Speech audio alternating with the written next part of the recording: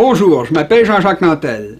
En général, les gens n'ont pas idée des énormes efforts qu'ont dû faire nos ancêtres pour que le Québec devienne un pays viable et confortable. Pour commencer, ils ont dû assurer son avenir économique en développant le commerce des fourrures avec les Autochtones, ce qui leur a permis d'apprendre leur langue, leurs coutumes et surtout leurs techniques de survie. Les deux cultures ont alors fusionné. Les Français ont adopté le canot d'écorce, les raquettes, la canneberge et le tabac, pendant que les Indiens faisaient pareil avec les haches, les miroirs, les aiguilles et l'alcool que nos marchands leur vendaient. En quelques décennies, les plantes, les chevaux, les vêtements que les colons avaient amenés avec eux de France ont dû être adaptés au climat, de même que leurs maisons qui sont devenues plus trapues et qui ont été dotées de caves et de doubles fenêtres. Pour pouvoir communiquer et s'entraider plus facilement, les colons ont aussi eu l'idée de bâtir leurs maisons de ferme les unes à côté des autres le long des rivières navigables du pays et de défricher leurs terres en longueur de façon à créer un immense espace libre qui leur permettait de voir venir de très loin d'éventuels ennemis. Des routes, des ponts, des villages et des villes ont aussi été construits aux principaux points stratégiques du pays. Tout ça pour dire que 150 ans après Champlain, la Nouvelle-France avait été tellement bien équipée et peuplée que, après la conquête de 1760, les Anglais n'ont eu qu'à expulser nos chefs et à prendre leur place pour pouvoir s'installer confortablement dans la richesse. Comme la ville de Québec est située là où le Saint-Laurent se rétrécit, les Anglais s'en sont servis pour taxer des produits d'importation comme le sucre, la mélasse ou le rhum, alors qu'à l'autre bout de la colonie, à Montréal, où se faisait la traite des fourrures, nos marchands ont vite été remplacés par des marchands anglais qui étaient tellement rapaces que leurs compatriotes disaient en avoir honte. Rançonnés de tous côtés et incapables de se défendre parce qu'ils n'avaient plus de chef, les futurs Québécois sont alors devenus pauvres, et ça c'est au moment même où ils devaient à la fois nourrir une armée d'occupation et reconstruire le pays sans recevoir aucune aide de personne. Pire, 12 ans plus tard, ils ont dû supporter une partie des coûts et des destructions causées par la guerre d'indépendance américaine. C'est à cette époque-là que les Anglais ont pris l'habitude de nous faire financer leur guerre.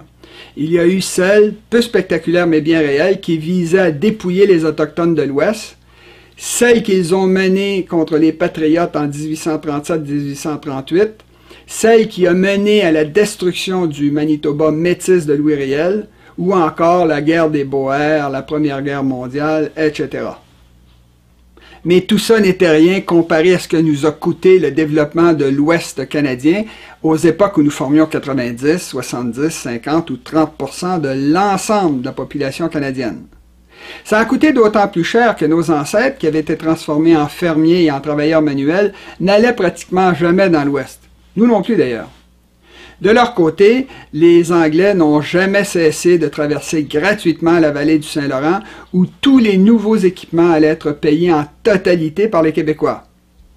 Si ça a toujours été comme ça, c'est parce que ça coûte beaucoup plus cher de construire des routes ou des voies ferrées dans les Rocheuses ou dans les vastes plaines glacées des Prairies ou du Grand Nord que dans la vallée du Saint-Laurent qui est plate, courte et de forme allongée. Autrement dit, au cours du dernier quart de millénaire, les taxes des Québécois ont payé 100% de ce qu'il y avait au Québec, en plus de financer une grande partie de ce qui a été construit dans les autres provinces. Le pire dans tout ça, c'est qu'au Québec même, une foule de systèmes publics qu'on nous a fait payer servait d'abord et avant tout aux intérêts du Canada anglais. Ça a été le cas, par exemple, du réseau de phares et de services d'urgence installés dans le Golfe. C'est la même chose pour l'hôpital de quarantaine qui a été construit à Gros-Isle à Québec et qui s'occupait des immigrants britanniques malades. C'était encore la même chose avec le canal de la Chine qui servait aux industriels anglais à se rendre économiquement en Ontario. Ou encore, c'était la même chose avec les multiples modernisations du port de Montréal. À tout ça se sont ajoutés les coûts de construction d'une foule de ponts par-dessus le fleuve Saint-Laurent, des ponts qui étaient très hauts et donc très coûteux parce qu'il fallait que les bateaux du Canada anglais puissent passer gratuitement en dessous. Et ce n'est pas tout. Pour que le Canada anglais puisse profiter à notre place de nos taxes fédérales, Ottawa, la riche capitale du pays, a été construite à 1 mm à l'extérieur du Québec. À différentes époques, on nous a même fait payer les dettes du Haut-Canada, ça c'est l'Ontario de 1841, ou les dettes de l'île du Prince-Édouard, de la Colombie-Britannique et de Terre-Neuve au moment où ces provinces-là sont entrées dans la Confédération canadienne. Vérifiez, c'est dans la bibliographie. Maintenant, passons à ce qui est totalement évident.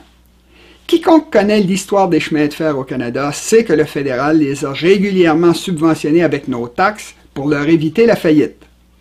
Regardez-moi la différence qui existe entre la longueur des chemins de fer au Québec et dans le reste du Canada. À ça s'ajoute la complexité de ceux qui traversent le Canada anglais, parce que contrairement à ce qui se passe dans la vallée plate et droite du Saint-Laurent, où il suffit de mettre des rails sur le sol pour obtenir un chemin de fer, dans l'Ouest, il a fallu construire un peu partout des ponts et des tunnels, régler des problèmes de glissement de terrain ou d'avalanche, ou encore creuser les très coûteux tunnels en spirale de l'Alberta. Et on n'a pas parlé des coûts d'opération de ces chemins de fer-là, puisque, par exemple, un train a besoin de se faire tirer par 4 locomotives dans les Rocheuses, alors qu'une seule suffit dans une plaine comme celle de la vallée du Saint-Laurent. Dans le cas de la Transcanadienne, qui a été en partie financée avec nos taxes fédérales sur toute sa longueur, c'est pareil.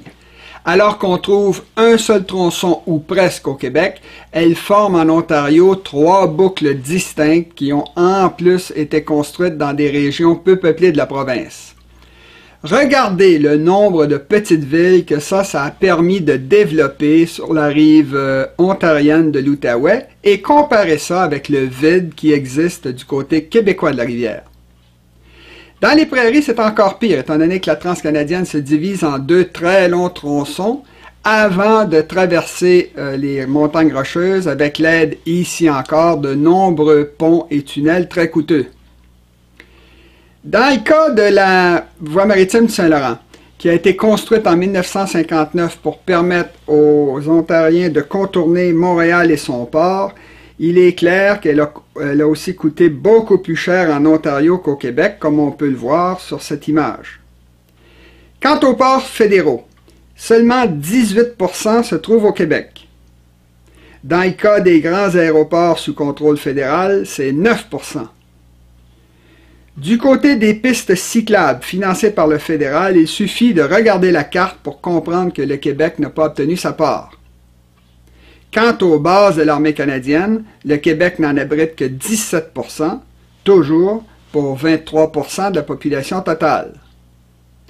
Enfin, il y a les parcs fédéraux où le Québec a été particulièrement gâté puisqu'il possède seulement que 9% du total canadien et que leur surface combinée représente seulement 2/3 de 1% de la surface totale que le fédéral protège au Canada.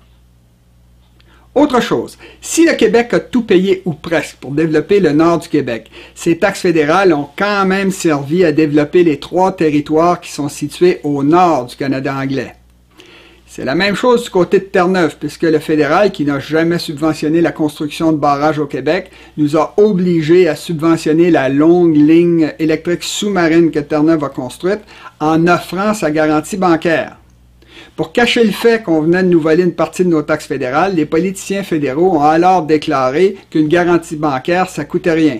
Eh bien, c'est faux. Ça vaut beaucoup d'argent. Et c'est pour ça que les banquiers l'ont exigé avant de financer le projet. Je comprends pas très bien ce qu'il y a de pas évident pour les Québécois dans tout ça. N'hésitez surtout pas à utiliser cette série de vidéos pour montrer à tous vos amis que c'est une mauvaise affaire que de rester dans le Canada. Au revoir.